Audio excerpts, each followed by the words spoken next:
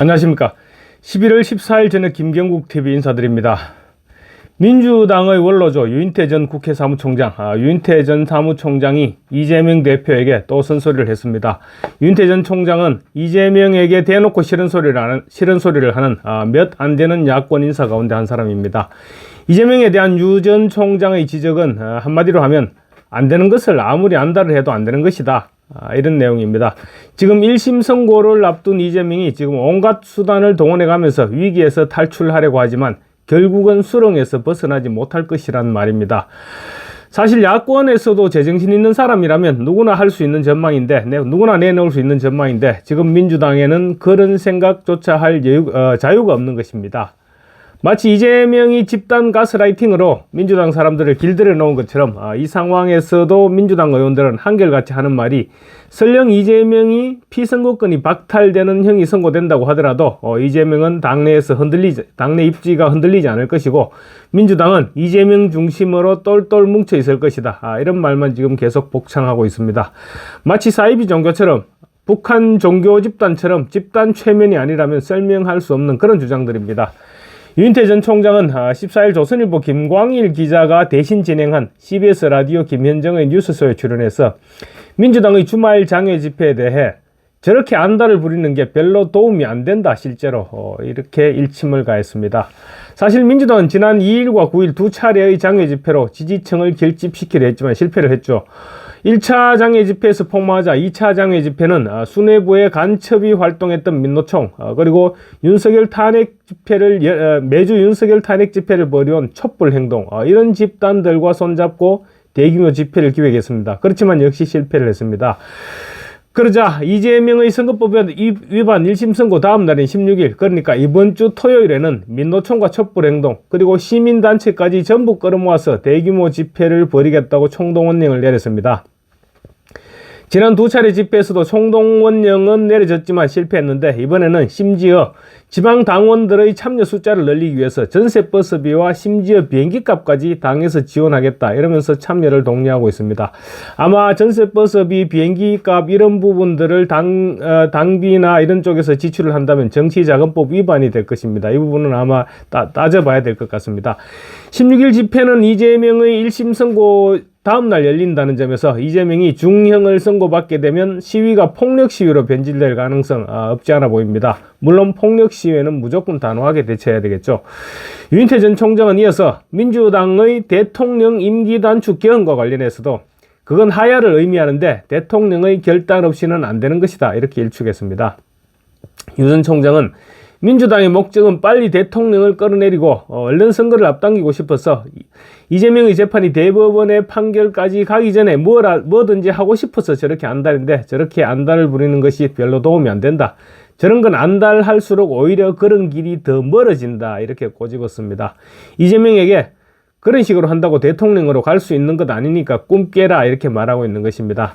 대통령 탄핵으로 진행되어 가기 위해서는 아래에서부터 불길이 번져 올라와야지 정치권에서 저렇게 나서서 집회에 불을 담기고 해서는 공감을 얻기 어렵다는 얘기입니다. 맞는 얘기죠. 유인태 전 총장은 또 지금은 2016년도와는 분위기가 다르다. 민주당이 주말마다 장외 집회를 하는 것은 국민적 공분을 끌어모으는데 도움이 별로 되지 않을 것이라고 단언했습니다. 실제로 민주당의 두 차례 장외 집회가 실패로 끝난 것도 국민적인 공감을 얻지 못했기 때문이죠. 이재명의 선거법 1심 선고 다음날 대규모 장외 집회를 한다고 국민들이 공감을 해줄 리가 만무합니다. 특히 만약 이재명이 내일 피선거권을 박탈당하는 형을 선고받은 후 장외 집회를 열었을 때 이번에도 실패한다면 이재명은 그야말로 골로 가게 되는 것입니다. 그러면서 유 전 총장은 이재명에게 너무 속보이는 짓은 절제하는 게 일이 잘 되기 위해서라도 도움이 될 것이라고 충고했습니다.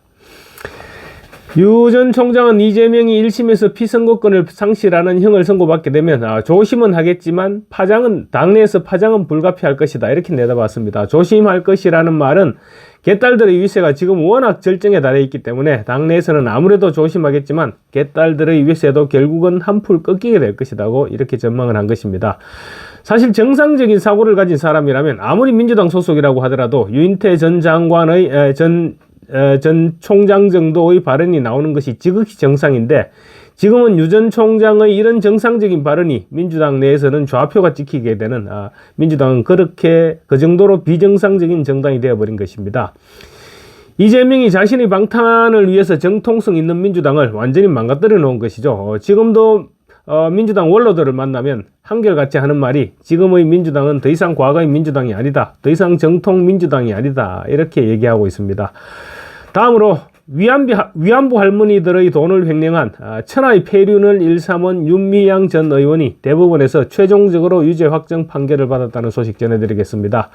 대법원 2부가 오늘 사기, 업무상 횡령 등의 혐의로 기소된 윤미향 전 의원에게 징역 1년 6개월에 집행유예 3년을 선고한 원심 판결을 확정했습니다.